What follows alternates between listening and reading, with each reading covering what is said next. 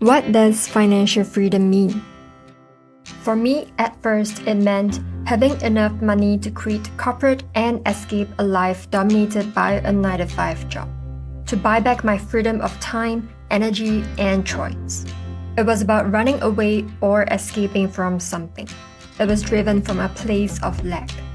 As I went on my financial freedom journey, I came to realize three things. There's a lot more to it than just money. I need to grow into the kind of person capable of creating the level of wealth I desire. Beyond a certain level of wealth, any more money wouldn't make me any happier if I am not happy with myself and my life. So this journey towards financial freedom also means becoming a better version of myself and creating a life I am content with.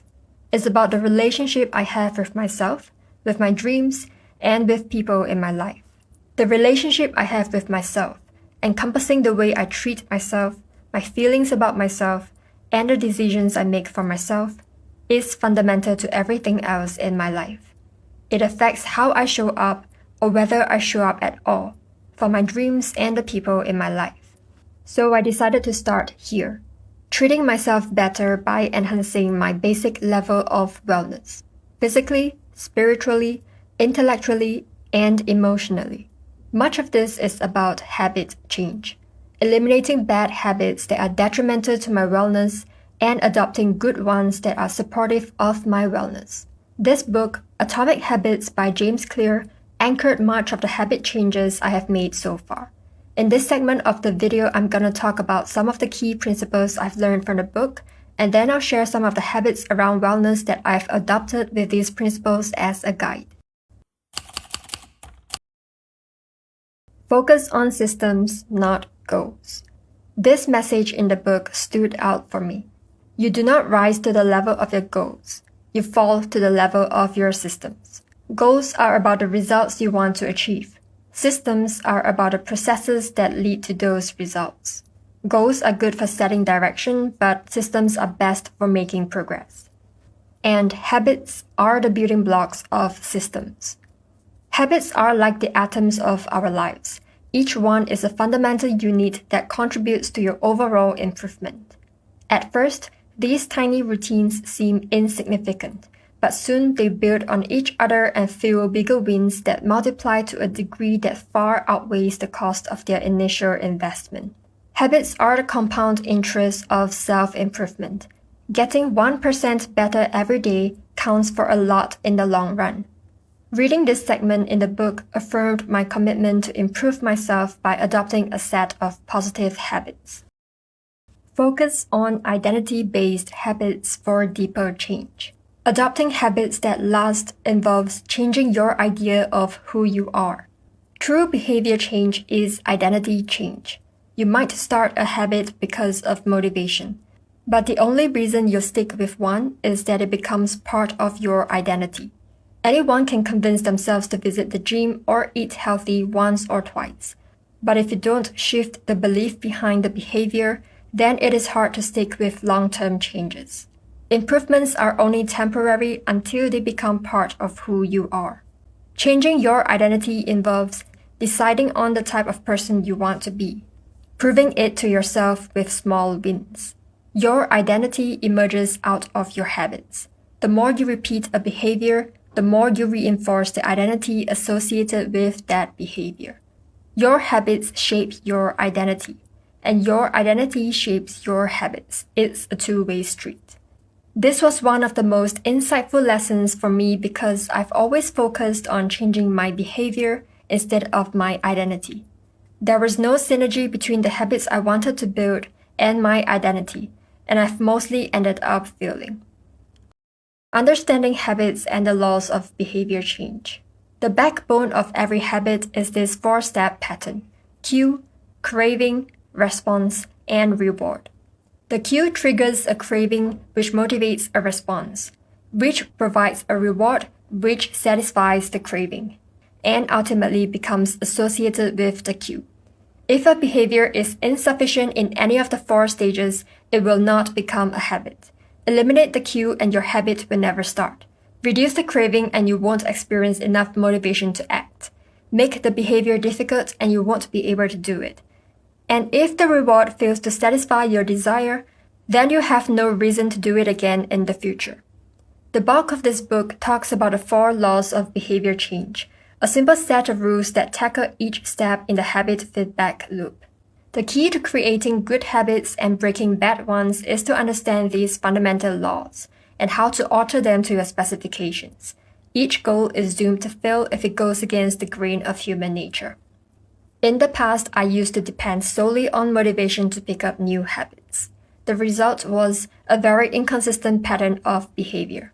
I was swinging between new habits while the motivation lasted and reverting back to my old habits when the motivation dissipated. Understanding the makeup of habits and the laws of behavior change made it so much easier to adopt long-lasting positive habits. In this next segment, I'll be sharing some of the habits around wellness that I have adopted and how the laws of behavior change have helped me to do so.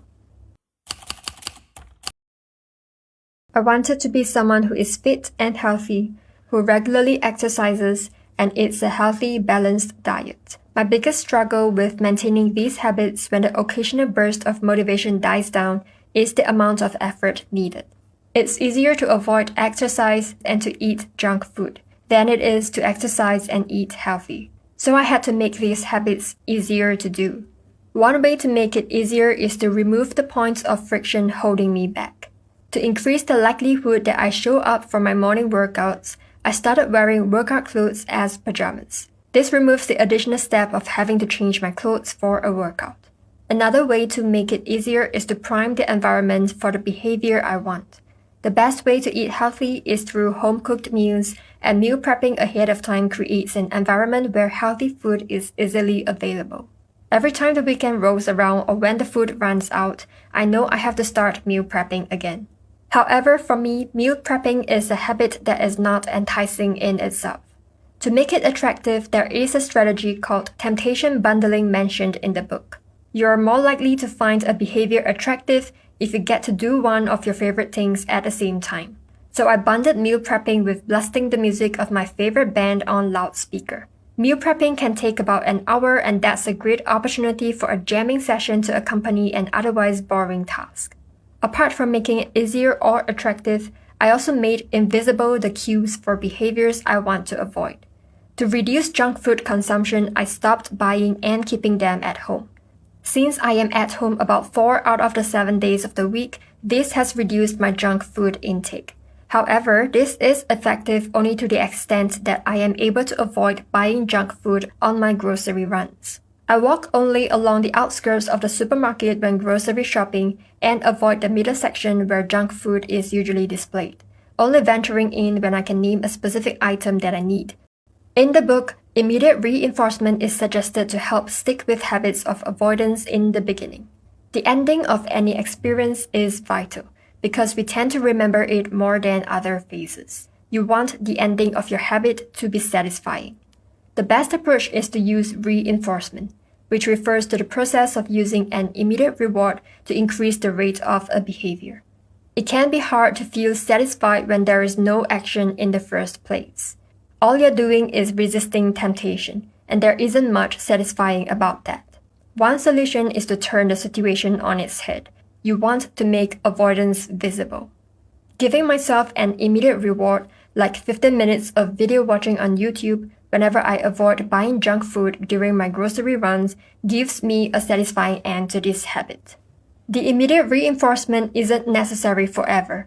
It's most helpful at the beginning when the benefits of this habit aren't immediately reaped. Eventually, as intrinsic rewards like better mood, more energy, and reduced stress kick in, you'll become less concerned with chasing the secondary reward.